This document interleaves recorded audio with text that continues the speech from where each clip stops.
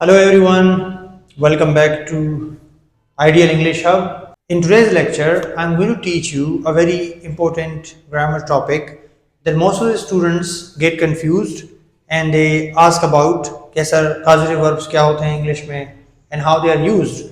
So in my this bilingual lecture, I'm trying my best to make it easy for all of you, and I'm pretty sure by the end of this lecture you will not only be able to understand what are causative verbs, but you will also be able to use them correctly and properly in your sentences. So let's understand कि causative verbs क्या हैं. The first one is an introductory lecture on causative verbs, ताकि आपको समझ आए कि causative verbs होते क्या हैं और कितने हैं. फिर I'll be teaching you all causative verbs one by one. So let's understand. So we have introduction to causative verbs. तो students इस word को पहले समझते हैं. The word is causative, which is an adjective itself. ये word आपका आया है cause से. Cause यानी सबब बनना, जिसको cause या cause पढ़ते हैं. So this is a verb that means सबब बनना. Now causative verbs यानी ऐसे verbs जो किसी चीज का सबब बने हैं, यानी they have become the reason of something. So let's understand the basic definition of causative verbs.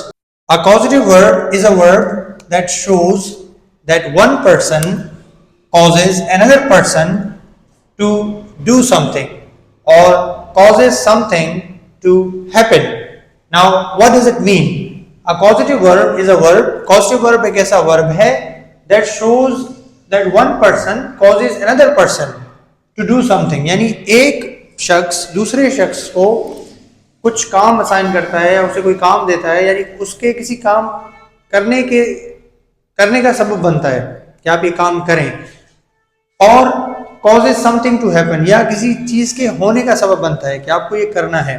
और in other words, मैंने एक और लाइन की सिंपल डेफिनेशन लिखी है ताकि मजीद इसको इजी और आसान किया जाए. When a subject, जब एक subject gets its work done by another subject, जिसको हम causative verb में एजेंट बोलते हैं, यानी जब एक फाइल, जिसको हम सब्जेक्ट कहते हैं इंग्लिश में, डूअर ऑफ एक्शन, अपना कोई काम किसी और से करवाए तो उसको हम कहते हैं causative verb और causative action. यानी आप कोई अपना काम खुद नहीं करते या खुद नहीं करें और वो काम आप किसी और को दें, that is causative action. मिसाल के तौर पे मैं जो है अपने दोस्त को बोलता हूँ कि यार मेरे लिए कुछ बाजार से लेकर आए, या मैं उसे कोई काम देता हूँ बाजार से करने के लिए, तो आई एम द सब्जेक्ट और मैं उसे अपना कोई काम ले रहा हूँ, उससे कोई काम करवा रहा हूँ. Now that person is agent. Agent क्या है? एजेंट का काम होता है कोई काम करना, यानी कोई असाइंड काम करना. अब सब्जेक्ट जो है वो उसे काम देता है और जो काम सब्जेक्ट का करता है उसे हम एजेंट कहते हैं.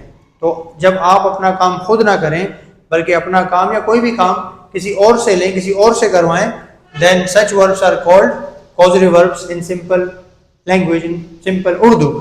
Now let's understand कि causative verbs कितने होते हैं. There are types of causative verbs. There are 5 causative verbs. Get, has, have. Normally ये have होता है. We only use has with he, she, it or any third person singular only in present tenses. And then we have make, late and help. तो ये हमारे पास 5 main causative verbs हैं जो हम ज़्यादातर इस्तेमाल करते हैं या ज़्यादातर पढ़ाए जाते हैं. And every causative verb has a different function. अब आप सोच रहे होंगे अगर causative verb सारे एक ही हैं तो इतने सारे क्यों हैं? There should be one, or there should have been one. Why there are 5 or more? So the reason there are 5 or more, why am I saying more? क्योंकि कुछ और भी ऐसे वर्ड्स हैं जिनको हम causative verb के तौर पे इस्तेमाल कर सकते हैं, जैसे want and expect. I'll also be discussing about these in upcoming lectures when I talk about all of them one by one. So we have get, we have has have, we have make, we have late, and we have help. As I said in the beginning, कि every causative verb has a different function, has a different usage, has a different formation and also definition. तो हर एक की अलग अलग definition है, हर एक की अलग अलग यूजेज है, हर एक का फॉर्मेशन थोड़ा सा दूसरे से अलग है. तो लेट्स अंडरस्टैंड देम. जिस मिसाल तौर पे गेट है, I will be teaching all of them one by one. इन सबको मैं अलग अलग से पढ़ाऊंगा कि गेट क्या है, गेट की यूजेज क्या है, कहाँ यूज करेंगे, फॉर्मेशन क्या है, हैज, हैव, मेक, सबको एक एक करके आई विल बी कवरिंग. लेकिन हम जनरली एक इंट्रोडक्शन है, हम सबको समझते हैं. जैसे हम यूज करते हैं गेट जब हम किसी को परसुएट करते हैं, कन्वेंस करते हैं, और पे और हायर, या किसी को हम हायर करते हैं, पे करते हैं किसी भी काम के लिए, देन वी यूज गेट. मिसाल के तौर पे he will get his brother to polish his shoes. वो अपने भाई से अपने जूते पॉलिश करवाएगा, क्योंकि हम कौन से वर्ब को टेंस के मुताबिक यूज कर सकते हैं, प्रेजेंट में, पास्ट में और फ्यूचर में, as per the tense, as per the formation. अगर आपको टेंसेस का आइडिया है तो आपको यकीनन पता होगा कि this sentence is from future simple tense. तो यहाँ पे क्या हो रहा है कि यहाँ पे कन्विंस किया जा रहा है भाई को, या मे बी पे किया जा रहा है कि आप ये काम करें. जैसे बच्चे होते हैं ना कि बेटा ये काम कर लो, 10 रुपए दे दूंगा, दुकान से कोई चीज ले आए 10 रुपए आपके. तो यू जस्ट पे समवन और हायर समवन और convince someone to do something for you, तो हम गेट लगाते हैं. And then we use has have when we give responsibility और duty to someone to do something, या हम उन्हें क्या करते हैं, किसी चीज को करने की अथॉरिटी देते हैं कि आप ये करें. For example I have used have here, she is having a painter paint the room, यानी वो पेंटर से कमरे को पेंट करवा रही हैं. यहाँ पे I have used this in present continuous tense having. तो यहाँ पे the painter has been given the responsibility to do something, may be he is hired for the job and he is doing it. अच्छा, make कहाँ लगता है? Make is use for force, when you force someone और when a subject forces an agent और another subject, in other words, to do something, तो make लगाते हैं. Make मतलब मजबूरन, ऐसा कोई काम जो आप खुद से नहीं करना चाहते, विलिंगली नहीं करना चाहते, लेकिन आपसे वो काम करवाया जाता है forcefully. For example, they made us stay with them, उन्होंने हमें अपने साथ ठहरने पर मजबूर किया. In Urdu it would be like this, and this is from past simple tense. If you know tenses you can easily get it. तो यहाँ क्या है, मतलब हम रुकना नहीं चाह रहे थे मे बी, ठीक है, लेकिन हमें वहां पर रोकने पर मजबूर किया गया, इंसिस्ट किया गया कि आप यहाँ पे रुकें. मिसाल तौर पे, teachers make students prepare for the test. Teacher बच्चों से क्या कराते हैं, टेस्ट की तैयारी करवाते हुए आपको टेस्ट की तैयारी करनी है. जाहिर सी बात है, मोस्ट ऑफ द स्टूडेंट्स जो है वो टेस्ट की तैयारी नहीं करना चाहते. सब आप जैसे नहीं है जो खुद विलिंगली तैयारी करे, बहुत सारे ऐसे भी खुद से तैयारी नहीं करना चाहते. तो उन्हें टीचर क्या करते हैं, फोर्स करते हैं, जाहिर है कि आप ये काम करें. जैसे we as a language instructor force our students और encourage our students to come on the stage and speak, and in some cases we have to make them come on the stage and speak. So in that case we can also use make, because we just make them come on the stage and speak, because some of them don't want to come या नहीं आना चाहते, तो हम उन्हें कहते हैं भाई आपको आना है, स्टेज पे लाजमी आना है. तो that's what we can use make in that context. उसके बाद we have late.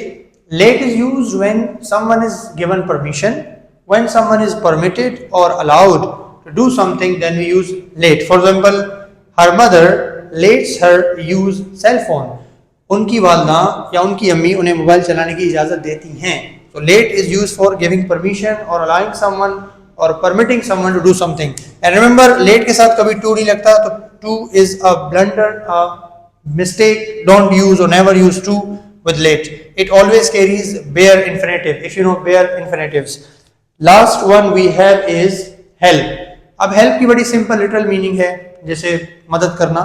तो जब सब्जेक्ट एजेंट की मदद करे या दूसरे सब्जेक्ट की मदद करे किसी काम को करने के लिए, then we use help. For example, I help my students understand causative verbs, like I'm doing it now. So I'm helping you understand or to understand. यहाँ पे ऑप्शनल है, help के साथ आप फुल इन्फिनेटिव यानी टू इन्फिनेटिव भी लगा सकते हैं बिफोर द वर्ब, और you can also drop to as you like.